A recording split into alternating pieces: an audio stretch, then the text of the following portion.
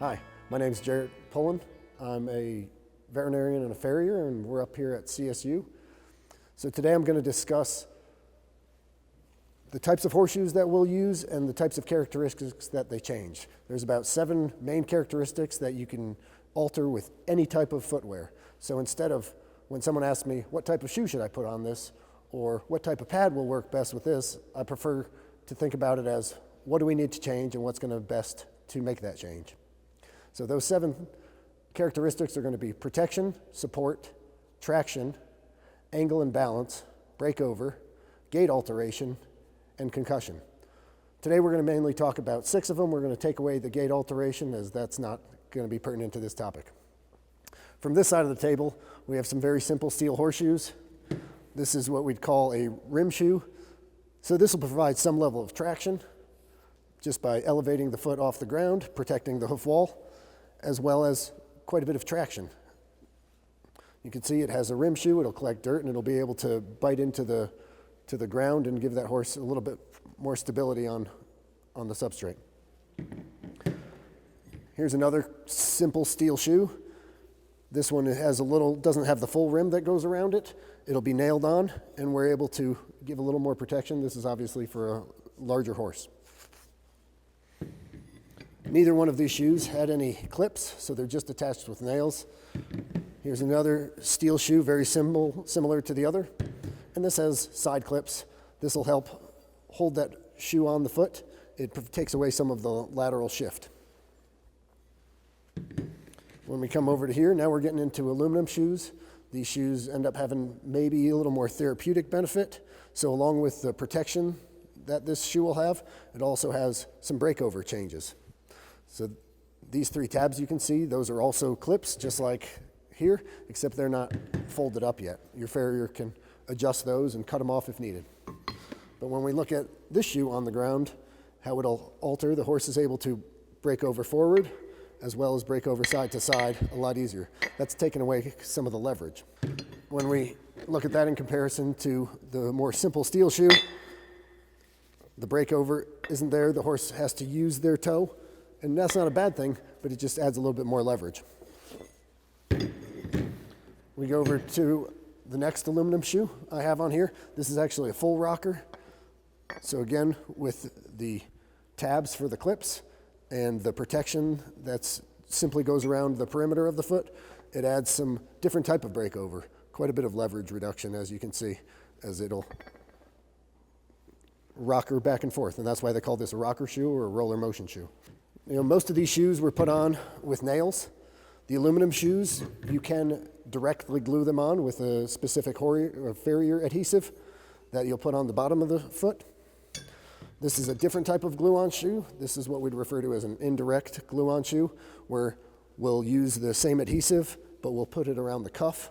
That'll then glue to the side of the hoof wall rather than the bottom. This shoe has a softer urethane on the bottom, so it adds a different type of protection. And we're able to grind and alter the mechanics into this shoe, so it does have some different types of breakover, but straight out of the box, it still has a bit of a rocker toe. Now we're getting into some of the composites.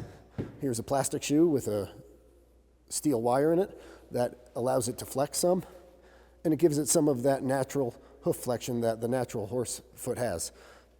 Because it's a softer material, it changes the concussion of the foot a little bit, and maybe you have a case where you want more of a dampening aspect instead of the steel or aluminum shoes on the hard ground.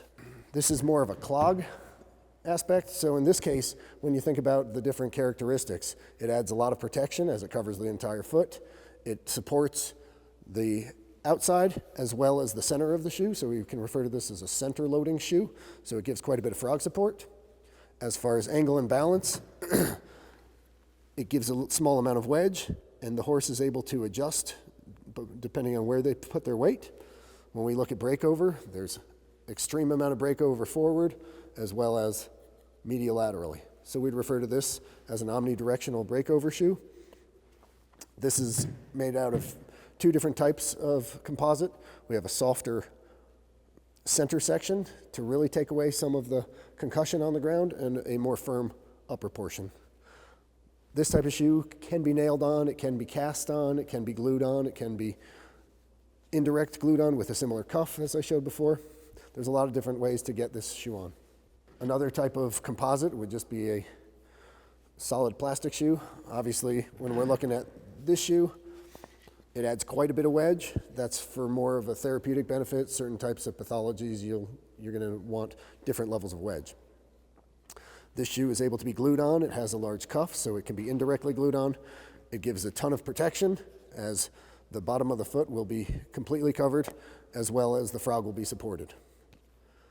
Now, a lot of these shoes can be altered. You can forge them, you can grind them to give different aspects of angle, of breakover, and we can go that way. And then we can also add different types of support. So to look at just a few of the pads I have here, here's a frog support pad. It's made out of plastic. We're able to mount that to pretty much any shoe. And now we bring this shoe up from a low-grade protection shoe to quite a bit more protection, as it's covering the bottom of the foot, as well as adding quite a bit of frog support. A different type of pad will be a leather pad. Nice, simple. I do like leather, as it has the ability to breathe a bit, and we can mount that to pretty much any shoe, and so that brings that protection and support up to a different level. Here's a different type of pad, very similar to this frog support pad, but this frog support pad adds a more of an open toe area, and it was able to hold in some of the impression material that we put in to fill in the gap behind the foot.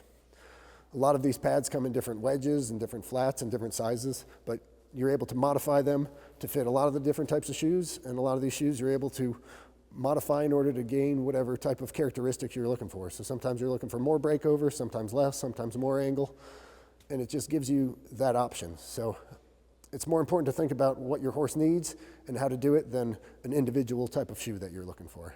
I hope that was informative, and we'll see you later.